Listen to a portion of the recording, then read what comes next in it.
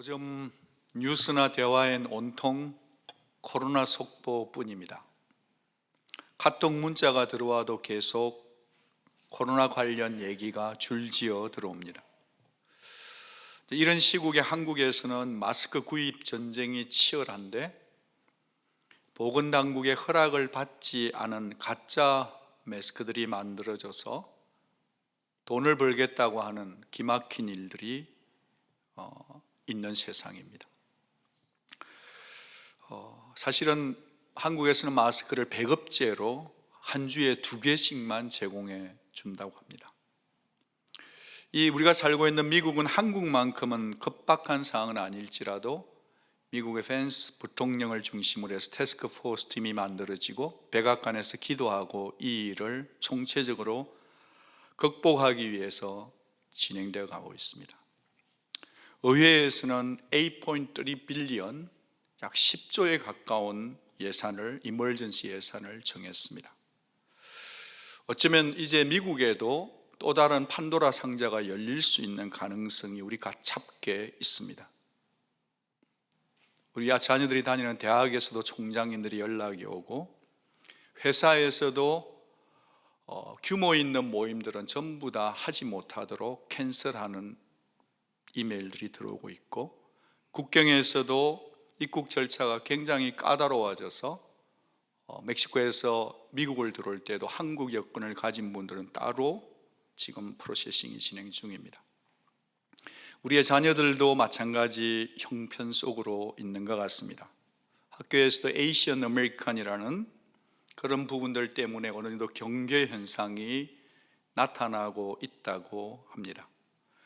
이럴 때 여러분께서 여러분의 자녀들에게 특별히 기도 시간에 얘기해 주시기를 부탁할 것은, 기침을 할 때는 꼭 이렇게 예의 바르게 막고하고, 그리고 학교 갔다가 집으로 돌아왔을 때 꼭 아이들과 함께 학교에서 어려운 일이 없었는지를 대화하는 시간과 기도하고 학교 반 아이들을 축복 기도하는 것을 하는 것이 크리스천 어머니 아빠들이 할 일이 아닌가 싶습니다. 여러 가지 사태가 참 많은 것들이 불편하고 어렵습니다. 이럴 때 우리는 우리의 이 불안한 시선과 감정의 시선과 영적인 시선을 어디에 두어야 될까? 자칫하다 보면 우리가 현상이나 나타나는 사람들에게 우리의 시선을 고정할 수 있다. 그러나 그래서는 안 된다라는 말씀을 드리고 싶습니다. 우리가 나타나는 현상에 집중할 것이 아니라 그 현상을 뛰어넘어서 오늘도 살아계시고 말씀을 주시는 주 예수 그리스도께 우리의 믿음의 시선을 고정하기를 원합니다. 오늘 우리가 읽은 이 본문의 말씀의 클루가 되는, 실마리가 되는 이야기는 무화과 나무입니다. 무화과 나무는 이스라엘의 봄, 여름, 가을, 겨울을 알려주는 시계와 같은 나무죠.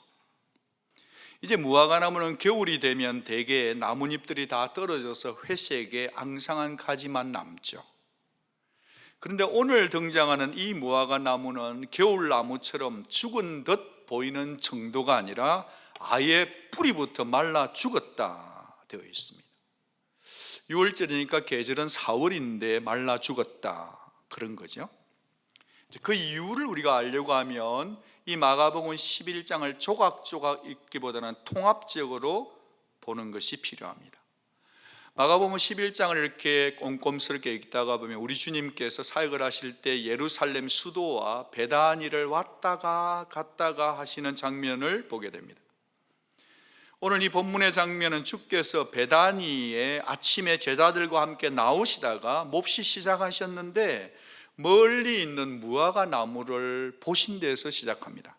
우리도 한번 그 말씀을 보겠습니다. 같이 한번 11장 12절, 13절, 14절을 같이 한번 읽겠습니다. 12절, 이튿날 그들이 베다니에서 나왔을 때에 예수께서 시장하신지라 멀리서 잎사귀 있는 한 무화과 나무를 보시고 혹 그 나무에 무엇이 있을까 하여 가셨더니 가서 보신즉 잎사귀 외에 아무것도 없더라.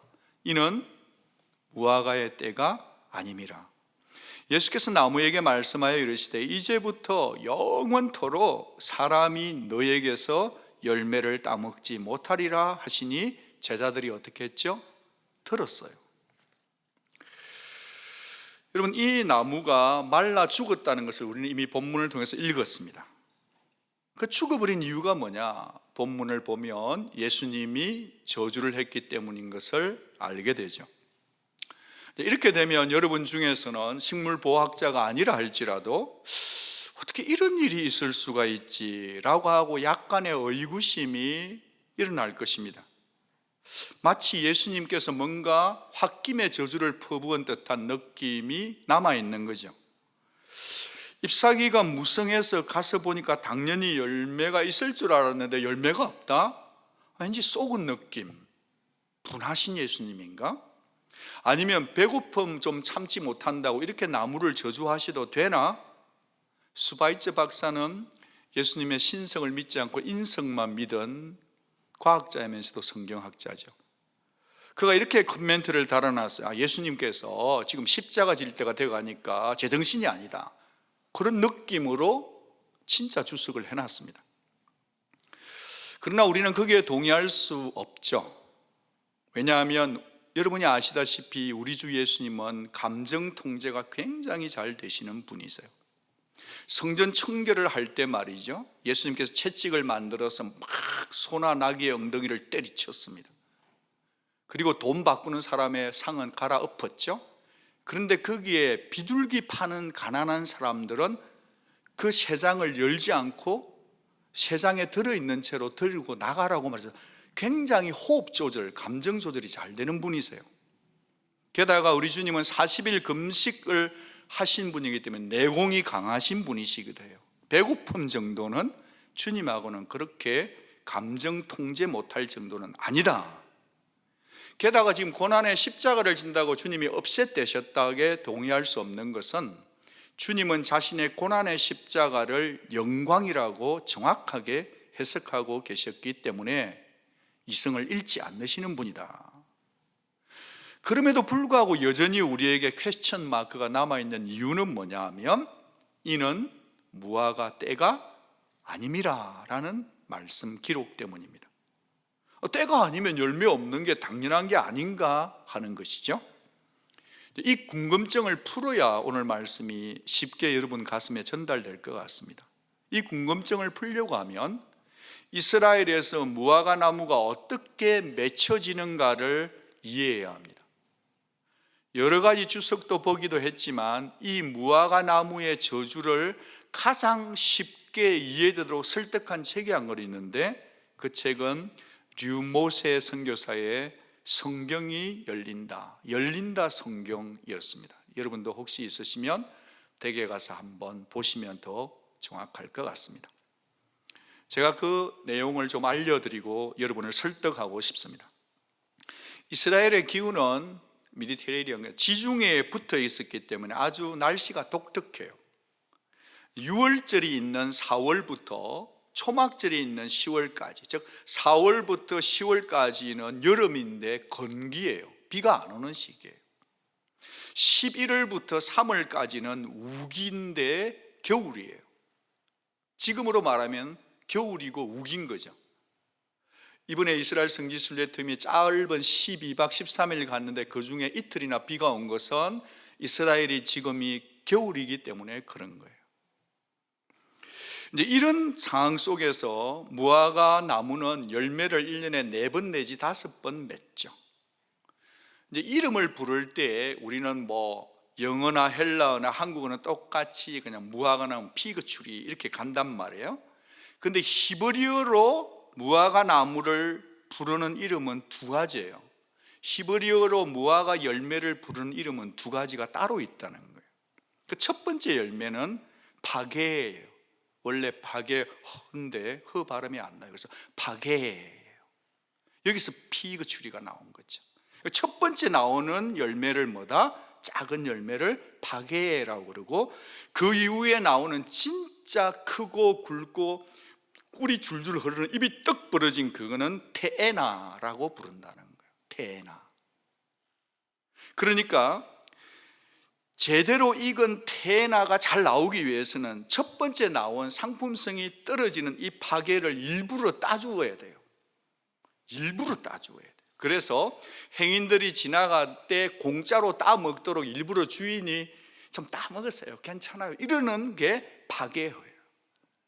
그러니까 파괴가 비록 적지만요, 이것이 당도가 떨어지지만요, 그래도 겨울 내내 이 보통 사람들은 당이 필요했기 때문에 그때 따먹는 파괴어가 맛이 괜찮아요.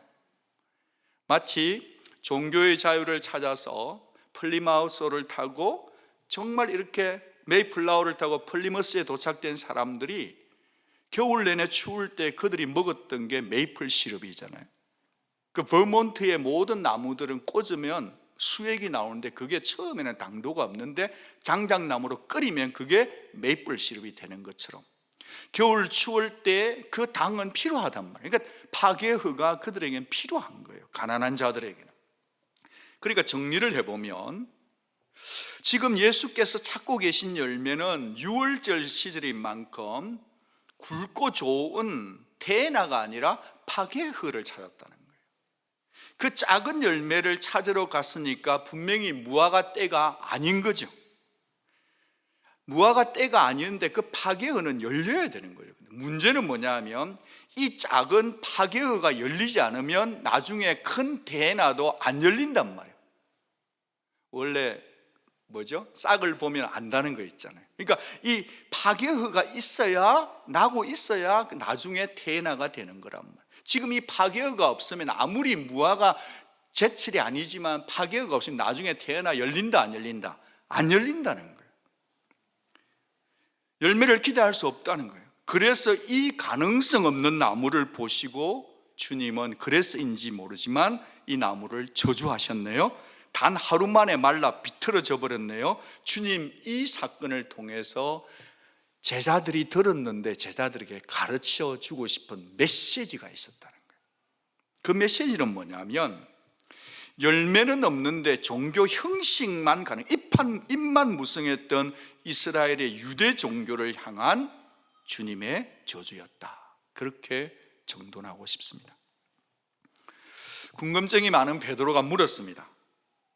분명히 전날 나뭇잎이 멀쩡하고 무성했거든요. 하루 사이에 마른 막대기처럼 말라 비틀어졌기 때문에 베드로가 묻는 거예요.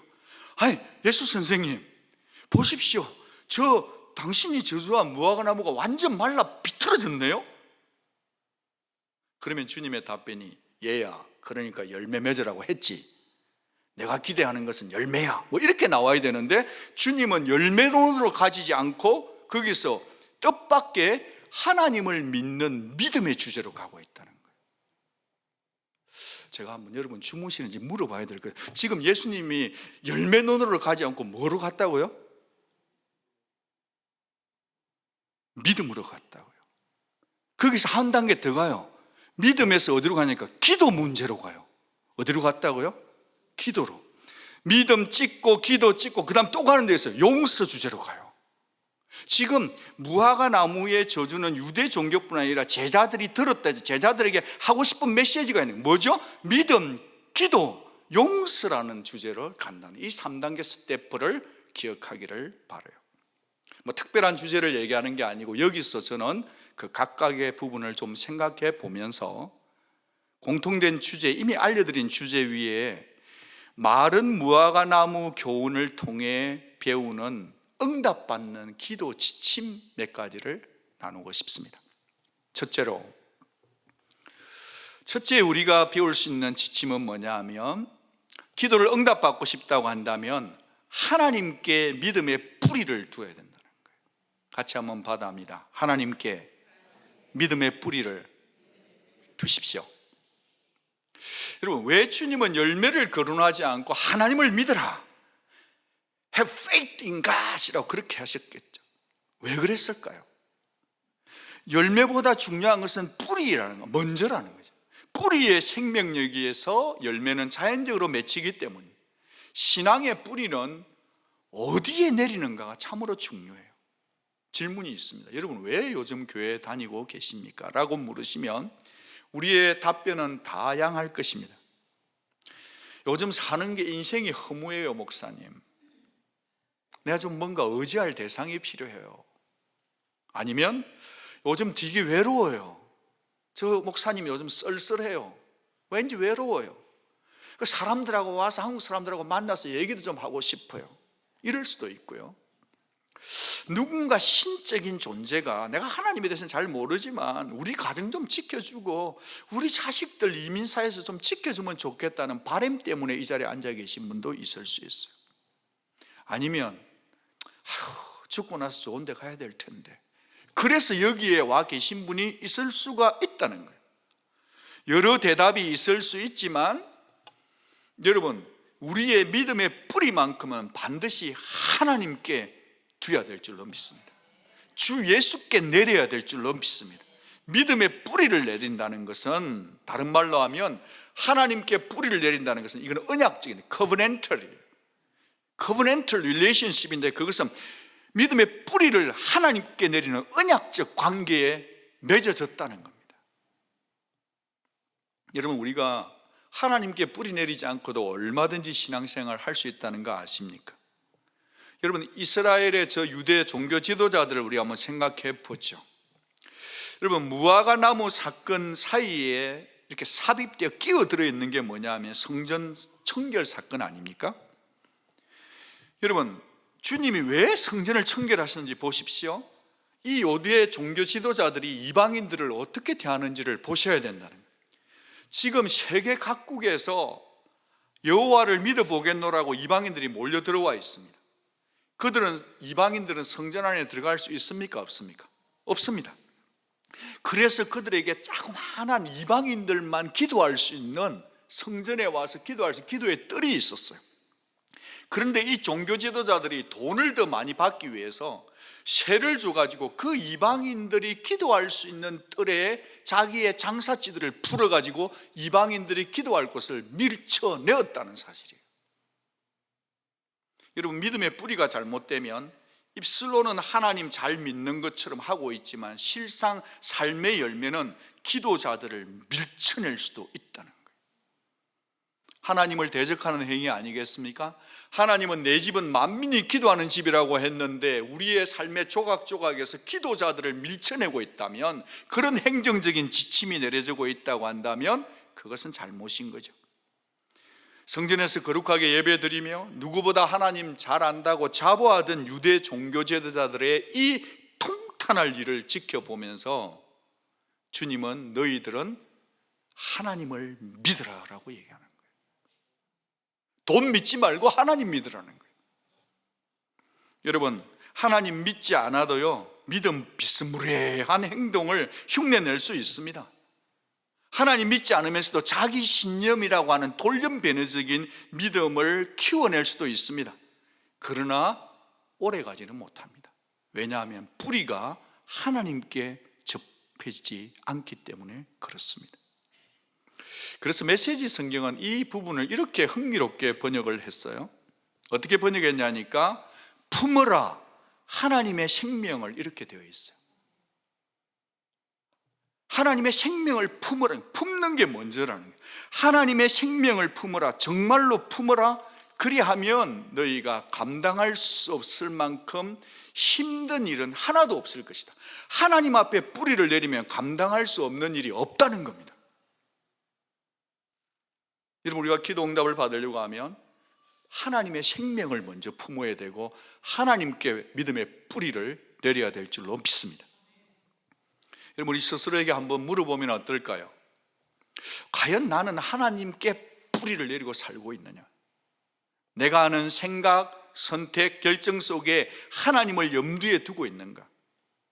여러분에게 일어나는 모든 일 속에, 심지어 코로나 바이러스의 위협 속에서도 우리가 믿는 대상은 오직 하나님 한 분뿐이십니까? 하나님 한 분뿐이어야 합니다. 다른 것을 듣고 자꾸 움직이면 안 돼요. 올해 우리 교회에 주신 약속의 말씀이 뭐죠? 히브리서 11장 6절이에요. 이 말씀을 애써서 기억하기를 원합니다. 하나님께 나아가는 자는 반드시 그분이 계신 것을 믿어야 합니다. 하나님은 자기를 찾는 자들에게 상 주시는 이심을 믿어야 합니다. 이 믿음이 하나님을 기쁘시게 하는 거예요. 기도 응답 받고 싶으면 하나님께 믿음의 뿌리를 두시기를 바랍니다. 두 번째로 기도 응답을 받고 싶으면 하나님께 믿음의 뿌리를 두었다고 한다면 받은 줄로 믿고 의심치 말고 기도해라는 거예요. 받은 줄 믿고 의심치 말고 기도해야 합니다. 여러분, 전능하신 하나님을 믿을 때 이런 일이 일어난다고 주님이 약속하셨습니다. 같이 읽겠습니다. 누구든지 이 산들어 들리어 바다에 던져지라 하며 그 말하는 것이 이룰 줄 믿고 마음에 의심치 아니하면 그대로 되리라. 기분도 좋은데 우리가 한번 같이 행동으로 기도 한번 하겠습니다. 전부 다 손을 한번 들어보시고, 여러분 손에 있는 게 코로나 19이에요. 자, 누구든지 이 산들어대 산 대신에 코로나 19을 들어가지고 바다에 집어 던져버리겠습니다. 코퍼스 크리스티까지 던져야 되니까 힘을 내시기를 바랍니다. 그리고 중요한 건 던지는 게 중요한 게 아니라 마음에 믿는 게 중요한 줄 믿습니다. 신앙은 행동이니까 한번 해보겠습니다. 누구든지 시작. 누구든지 코로나 바이러스를 들어서 바다에 던지라 하며 그 말하는 것이 이루어질 줄 믿고 마음에 의심치 않으면 그대로 되리라.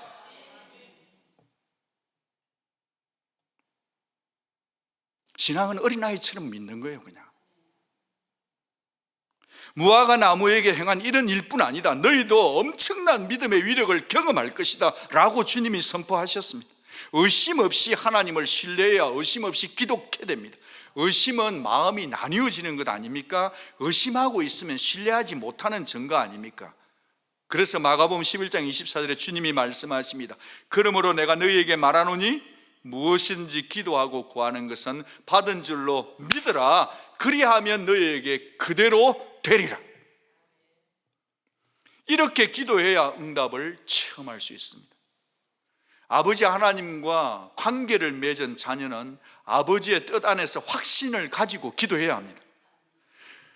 하나님께 믿음의 뿌리를 둔 자는 기도합니다. 기도할 수밖에 없어요. 내 힘으로가 안 되는 줄 알기 때문에 주님을 의지한다는 표현은 반드시 기도로 나타나는 겁니다.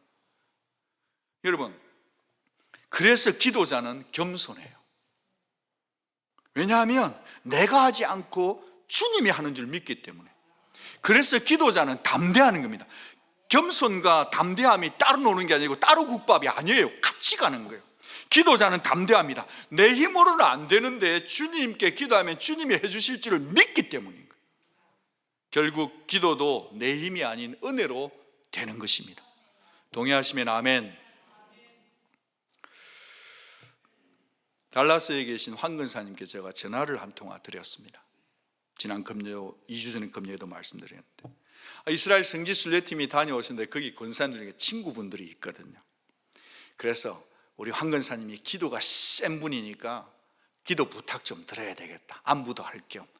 여기서 예배 잘 들으셨는데 따님 달라스에 계시니 거기 가셨어요. 권사님께, 권사님 잘 계세요? 예, 저도 샌안토니오에 가고 싶어요 목사님. 날마다 우리 교회에서 기도해요. 근데 권사님, 우리 성지 순례팀 중에 권사님들 아시죠? 친구분들 갔다 오셨는데 기침도 좀 하고 그렇네요. 그래서 기도 좀 부탁하려고 전화 드렸습니다. 그러고 나서 이분이 저에게 이런 말씀을 했습니다. 목사님, 제가요 집중적으로 기도할게요 그러는 거예요. 야, 우리 집사람 이런 얘기 하지 말고 이럴 때는 한번 웃어주면 좋은데, 그냥 집중적으로 기도하는 게 자기가요, 목사님 내가 전화기 안에 소리가 들리는데 얼굴이 다 보여. 집중적으로 내가 기도할게요. 걱정하지 마세요. 그런데요, 그 말이 그렇게 은혜가 되더라고요. 집중적으로 기도한대요.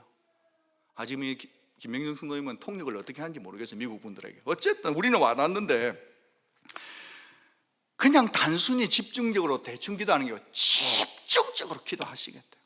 그러면서 그분이 저에게서 목사님도 믿죠? 그러는데 야, 누가 목사인지를 모르겠더라고요. 목사님 걱정 마세요. 확실하게 믿어야죠.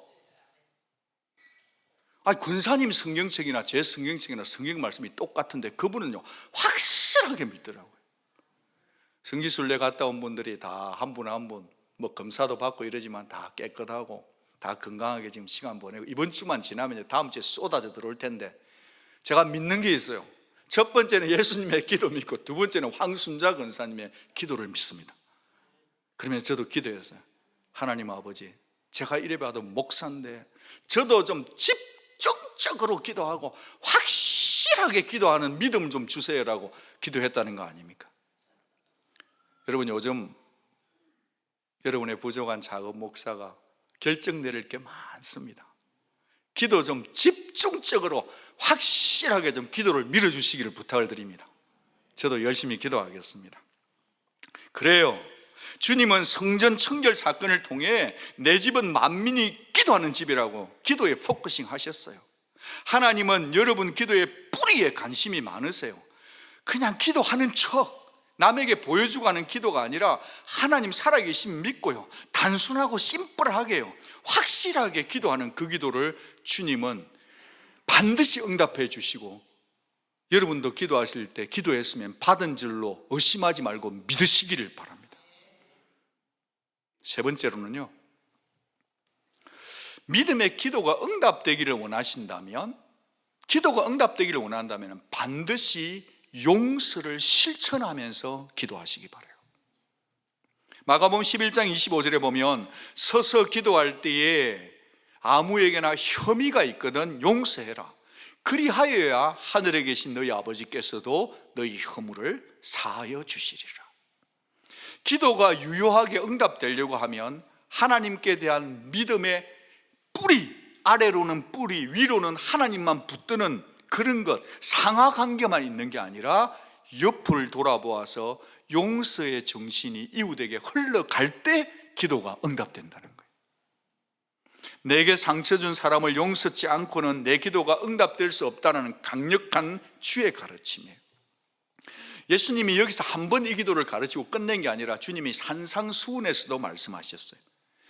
예배 드리러 올 때 제물을 바치기 전에 누구하고 관계가 불편한 게 생각나면 먼저 가서 화목하고 와서 예배 드리라 그랬단 말이에요.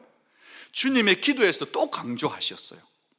하나님께 죄 용서 받고 싶으면 내게 죄 지은 자를 용서하라고 책임 있는 기도를 가르쳤어요. 그러니까 믿음과 용서는요, 응답받는 기도의 필수적인 요소인 거예요. 여러분, 내 기도가 하나님께 도달치 못하는 걸림돌이 있다면 그거는 바로 용서치 못하는 마음이에요. 하나님의 은혜가 내 가슴 속에 기도의 응답으로 오지 못하는 게 있다면 그건 바로 용서치 못하고 가로막고 담을 쌓고 있는 내 마음속의 담장이라는 거예요. 여러분, 우리가 어떤 상황에서 용서해야 될까요? 여기에 보면 아무에게나 혐의가 있거든 이렇게 되어 있는데요, 그러니까 누군가에게 불화의 마음이나 다툼을 가졌을 때 용서해야 합니다. 영어 성경에는 If you hold anything against anyone, 그러면서 이 hold라는 단어를 쓰고 있어요. 우리가 누군가 서로 맞서고 대적하는 마음을 홀드하고 있지 말고 릴리스 해버리면, 놓아버리면, 풀어주면 forgive 된다는 거예요. 여러분, 우리가 용서의 설교를 많이 들었잖아요. 들었을 때 자극을 받고 은혜를 받아 입으로 용서했다고 말할 수 있죠. 마음으로 풀었다고 생각하죠. 그런데 또다시 우리의 상황 속에서 한 번씩 그 상황이 들어오면 다시 꺼내어서 이렇게 홀드하고 움켜쥐고 있으면, 그러면 기도가 응답이 되지 않는다는 거예요. 마치 용서 안 하기로 작정한 사람처럼 다시 홀드하면 안 된다는 거예요.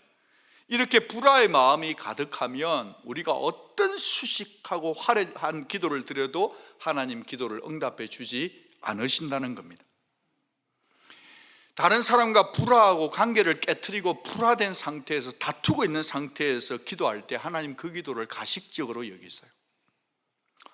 청교도 목사인 토마스 왓슨은 용서할 때 7가지 요소가 포함되어야 된다고 말했습니다.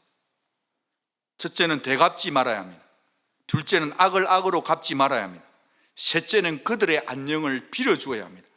넷째는 그들이 고난당할 때 함께 슬퍼해 줘야 됩니다.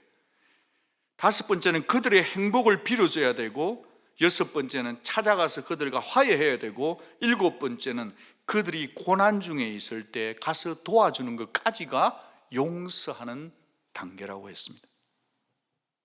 그리고 우리가 안 보면 그만이지 뭐 누가 알아. 그런데요, 하나님은 다 아세요.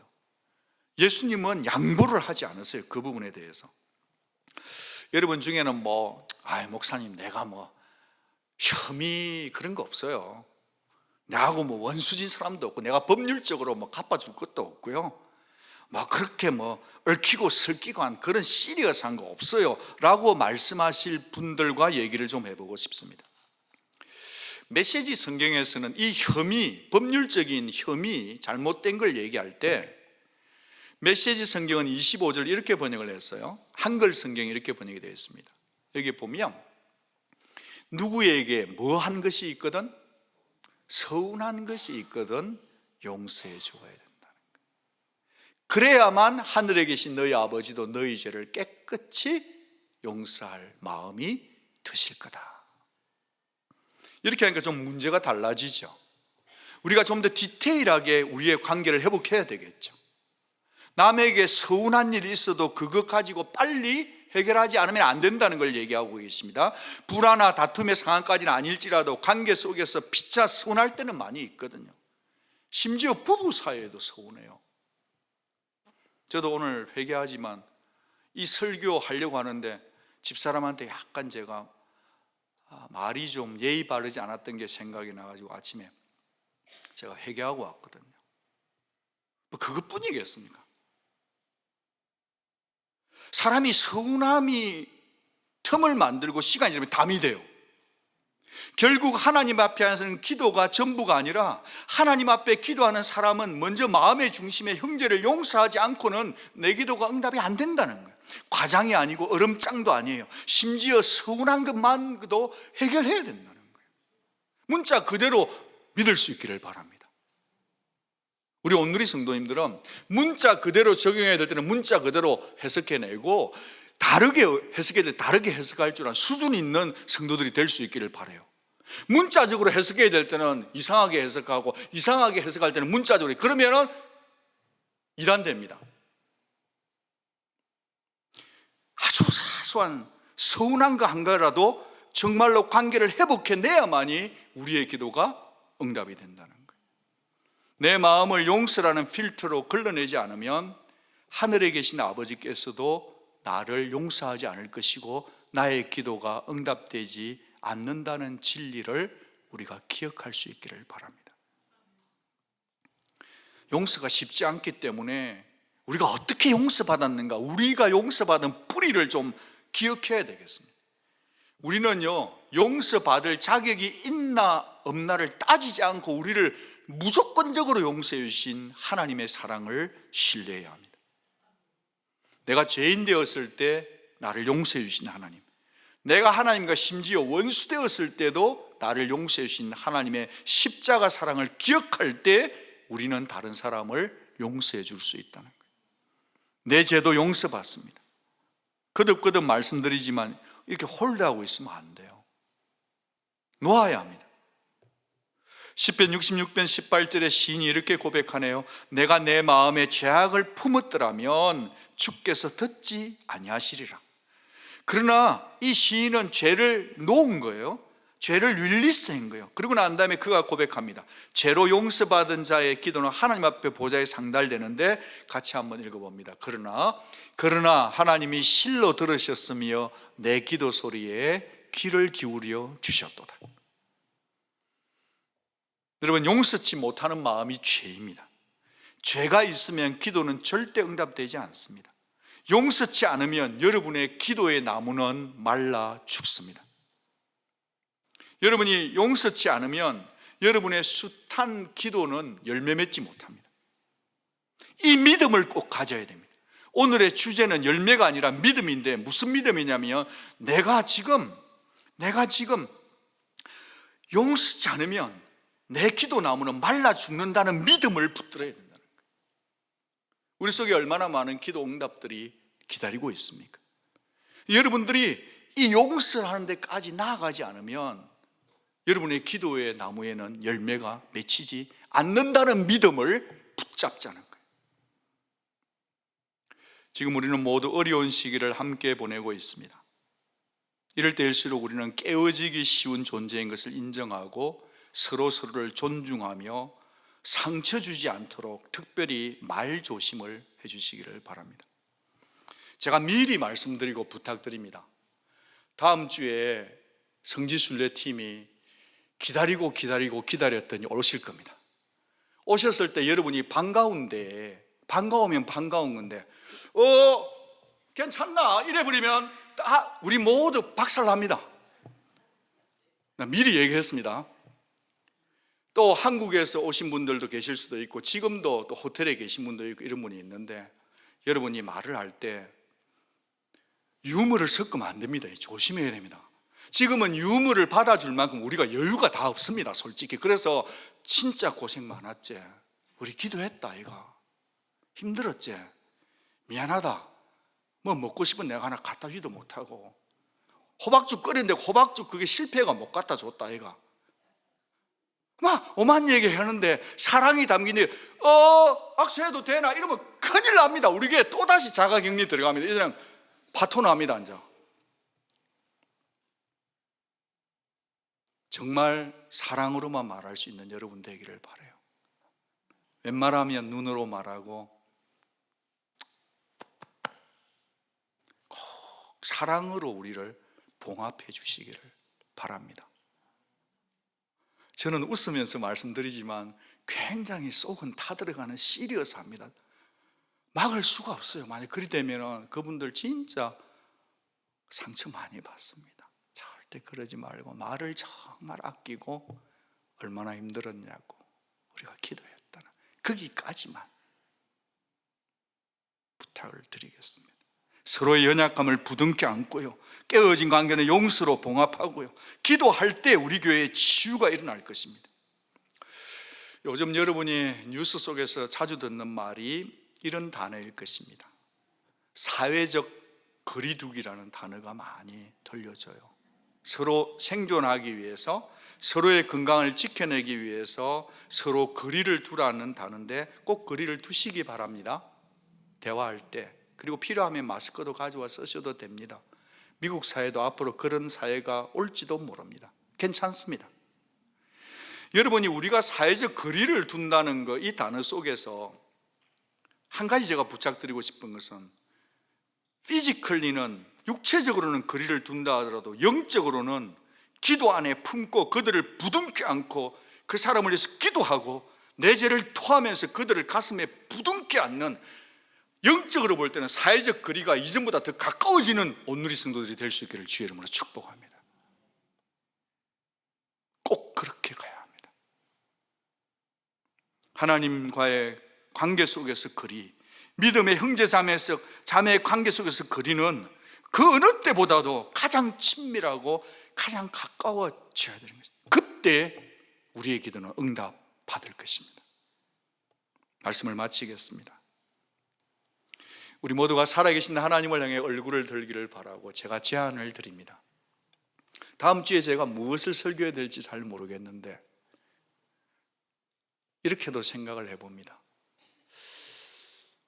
앞으로 계속되는 코로나19 속에서 신앙을 더 돈독히 하는 방법 19가지를 한번 제가 묵상하면서 나누어 볼까 하는 생각도 가져보고요.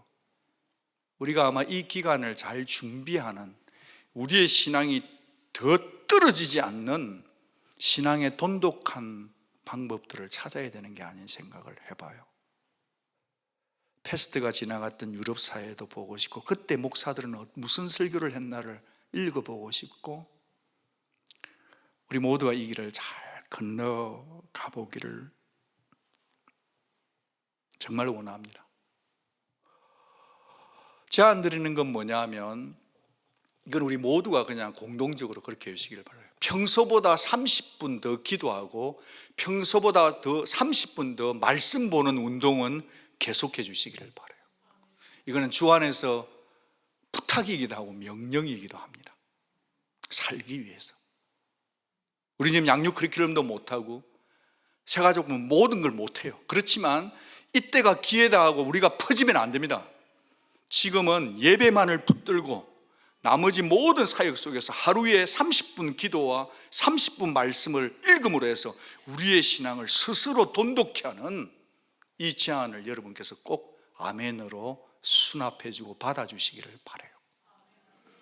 그리고 부모와 자녀들이 같이 기도해야 합니다. 지금 그래서 하나님께 참으로 말씀을 받아먹고 기도로 뿌리를 내리고 말이죠.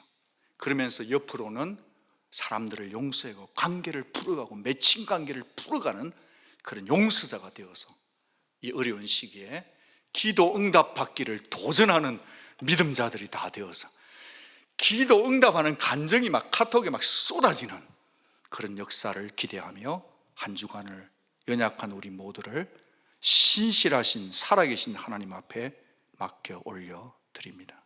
기도하겠습니다.